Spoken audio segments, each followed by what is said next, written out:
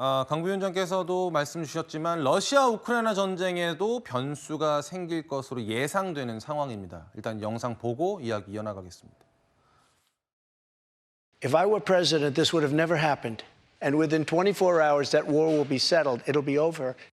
Руководители западных государств с какого этапа, они чуть ли не каждую неделю мне звонили, а потом вдруг прекратили. Ну, не хотят, ну, не надо. Мы, как видите, живы, здоровы, и ничего, и развиваемся, идем вперед. What's next? Should Europe seek the favor of Kim Jong-un in hopes that he too will leave Europe in peace? No. 구장훈 소장님, 트럼프 당선인에게 푸틴 대통령이 축하 메시지를 보내기도 하고 미국과 러시아가 좀 물밑 협상을 하고 있는 걸까요? 네. 지금은 아무래도 이제 바이든 행정부가 주도를 하고 있는 시기이기 때문에 물밑 협상에서 휴전 협상까지 이어지기는 상당히 어려울 수 있을 것으로 보입니다. 다만 행정부의 수장이 지금 이제 트럼프로 내년 1월이면 바뀌게 되기 때문에 바뀐 이후에 러시아의 대응과 우크라이나 대응도 크게 달라질 수밖에 없기 때문에 앞으로 트럼프 대통령이 취임한 이후에 이 전쟁의 양상이 어떻게 될 것인가, 장기화로 계속될 것인가, 아니면 이 조기 종식을 위한 휴전 협상을 할 것인가, 이거에 대한 여러 가지 물밑 교섭과 협상이 활발하게 논의되고 있는 시점이다. 이렇게 볼 수 있을 것 같습니다. 네, 트럼프 당선인은 당선인 신분 이전에도 이제 24시간 안에 러시아와 우크라이나의 전쟁을 멈출 수 있다라고 했는데요. 강 부위원장님, 네. 트럼프 당선인의 머릿속에 있는 묘수 뭔가요? 뭔지는 잘 모르겠지만 근데 사실 24시간 안에 전쟁을 끝낸다는 건 어려운 일입니다. 사실 과거의 전쟁 사례를 보더라도요. 종전 협상이 시작되고 나서 거의 통상적으로 1년 정도의 시간이 걸립니다. 예. 하지만 이 종전 협상이 시작되는, 그러니까 종전 협상을 하고 있는 중간에 그래서 고지전이 치열하게 벌어지는 거거든요. 최대한 한 평이라도 더 많은 땅을 가지고 있는 상태에서 종전이 이루어져야 되고, 그렇기 때문에 많은 군수 물자들이 더 투입되는 경우가 있거든요. 하지만 어쨌든 여러 가지 경제 상황이 지금 미국이 좋지 않기 때문에 트럼프로서는 더 이상 전쟁을 더 끌고 갈 이유가 없는 거죠. 그래서 24시간이라는 표현은 조금 과도한 면은 있지만 최대한 전쟁을 빨리 끝내려고 할 것이다. 저는 그렇게 예상하고 있습니다. 그런데요, 김 전 부대변인, 윤석열 대통령은 우크라이나에 대한 지원을 단계적으로, 그러니까 북한이 어떻게 나오느냐에 따라서 단계적으로 더 넓혀갈 수 있다, 이라고 했잖아요. 근데 지금 이 트럼프 당선인의 이 입장을 본다면 우리나라와 미국이 굉장히 좀 복잡해질 수 있겠다, 이런 걱정도 들어요. 방정식이 복잡해진 건 맞습니다. 근데 이제 대통령의 원칙이 있습니다. 상황을 보고 단계적으로 한다는 거고요. 그다음에 어떤 카드를 얘기할 때 지금 북한군의 개입이 현실화되고 있고 전쟁이 임박한 건 맞지 않습니까? 그렇다면 우리가 그냥 넋놓고 있을 수는 없기 때문에 어떤 카드에 대해서 언급을 한 거죠. 어떤 무기 지원 가능성은 있는데 설사 그쪽으로 간다고 하더라도 어떤 방어용이 있고 공격용이 있지 않습니까? 그러니까 방어용에 대해서 언급을 하신 거라고 보면 되기 때문에 지금 야당이 얘기한 것처럼 저희가 전쟁에 파병을 하는 건 아니지 않습니까? 지금 트럼프로 대통령이 바뀌고 트럼프 정부에서 우크라이나, 러시아 어떻게 보고 있느냐를 충분히 우리도 인지하고 있기 때문에 그런 과정을 염두해서 우리도 어떤 메시지나 어떤 정책을 하는 데 있어서 감안할 거라고 저는 보고 있습니다. 네, 러우 전쟁의 또 다른 키플레이어 바로 북한 김정은 위원장입니다. 트럼프 당선인은 선거 기간 내내 북한 김정은 위원장과 좋은 관계를 과시했는데요. 이야기 듣고 오겠습니다.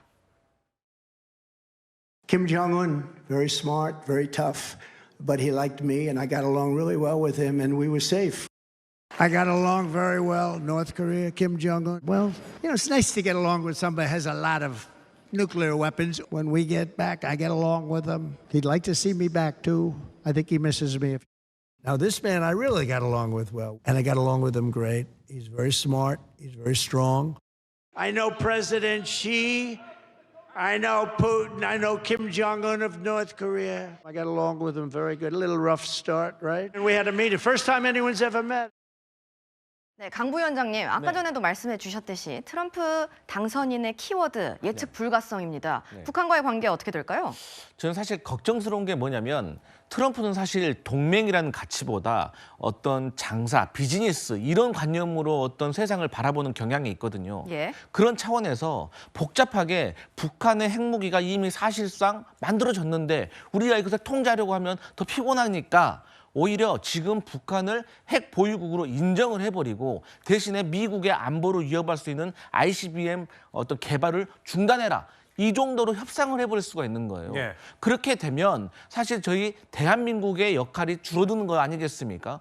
또 뭐가 문제냐면 트럼프는 복잡하게 다자 협상을 안 좋아한다고 합니다. 양자. 그러니까 두 정상 간의 해결을 좋아하지 여러 다자가 섞여가지고 일이 진행되는 게 더뎌지고 본인의 입장이 줄어드는 걸 별로 안 좋아하거든요. 그런데 어쨌든 여기에 대해서 우리 정부가 어떻게 대응을 해야 될 것인가. 그리고 트럼프의 특징이 과거에 트럼프 저서에 보면 언어의 기술이라는 게 있는데 트럼프는 협상을 하기 전에 일부러 센 말, 거친 말을 주로 한답니다. 그래야지 유리한 고지에 차지한 상태에서 협상을 유리하게 끌 수 있다고 생각하는 사람이기 때문에 이런 걸 전반적으로 잘 활용을 해가지고 우리 윤석열 대통령이 대응을 해야 될 것이다 이래 보입니다. 그러니까 한마디로 트럼프 당선인을 상대하려면 1대1로 그의 마음을 사로잡는 게 또 중요하겠다는 생각도 드는데 존 볼턴 전 보좌관, 그러니까 트럼프 전 대통령의 1기 행정부 당시에 국가안보 보좌관을 맡았던 존 볼턴. 이 사람은 트럼프의 사람이었다가 트럼프에게 등을 돌린 걸로 지금 평가가 나오고 있습니다. 구장 소장님. 네. 존 볼턴이 얘기하기로는 트럼프 전 대통령이 얼마나 예측 불가하냐면 당선된 즉시 평양을 방문한다고 해도 놀랍지 않을 정도다라고 얘기했거든요. 네. 그러니까 얼마나 이제 예측 불가능한 이 성향이 있는지를 좀 잘 보여주는 것 같고요.